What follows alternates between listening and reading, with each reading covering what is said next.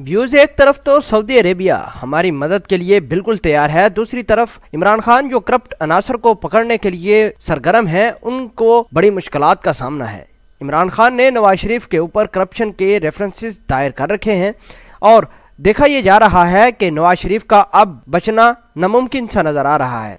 इन तमाम तर हालात को देखते हुए सऊदी अरेबिया भी बहुत परेशान है, क्योंकि सऊदी अरेबिया के नवाज शरीफ के साथ बहुत पुराने और अच्छे ताल्लुकात हैं। सऊदी हुकाम ने इस बात का ऐलान किया है कि नवाज शरीफ के साथ साफ और शफाफ तहकीकात की जाए और जहां तक मुमकिन हो सके नवाज शरीफ को बेल आउट दिया जाए। इन तमाम तर नजरियात को देखते हुए इस बात का इल्म हुआ है कि साबिक वजीर आजम नवाज शरीफ की जानब से अल अजीजिया रेफरेंस में दिफा पेश न करने के फैसले पर तबसरा करते हुए वजीर कानून माहिर कानून एतजाज अहसन ने नवाज शरीफ की गिरफ्तारी का अंदेशा जाहिर कर दिया है और इस अंदेशे के साथ ही सऊदी अरेबिया के हुकाम भी बरहम हुए हैं। तफसीलात के मुताबिक साबिक वजीर आजम नवाज शरीफ ने अल अजीजिया रेफरेंस में दफा पेश न करने का फैसला किया है। साबिक वजीर आजम नवाज शरीफ ने नैब की जानब से दायर अल अजीजिया रेफरेंस में बयान कलम बंद कराते हुए कहा कि इस्तगासा मेरे खिलाफ केस साबित करने में नाकाम रहा।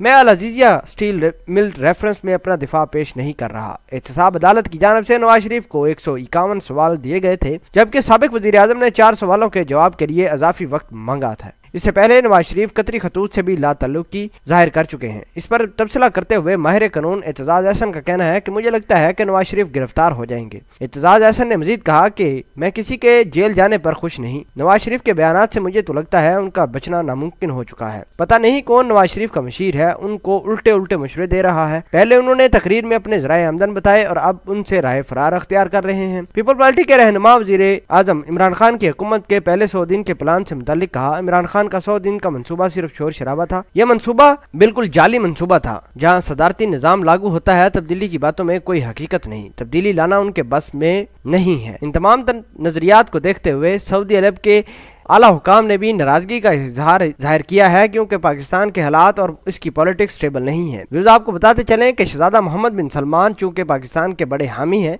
इसलिए वो चाहते हैं कि पाकिस्तान में साफ और शफाफ तरज की तहकीकात हों और जितने भी करप्ट अनासर हैं उनको पकड़ा जाए। बहरहाल शहजादा मोहम्मद बिन सलमान की ज्यादातर शफकत नवाज शरीफ के साथ है। शहजादा मोहम्मद बिन सलमान नहीं चाहते कि नवाज शरीफ गिरफ्तार हों और अपनी बकाया जिंदगी जेल में गुजारें। व्यूज आप इस खबर को किस तरह देखते हैं, कमेंट सेक्शन में अपना इजहार ख्याल जरूर पोस्ट करना। मिलते हैं एक नई वीडियो में, तब तक के लिए आपसे इजाजत चाहते हैं। अल्लाह निगहबान।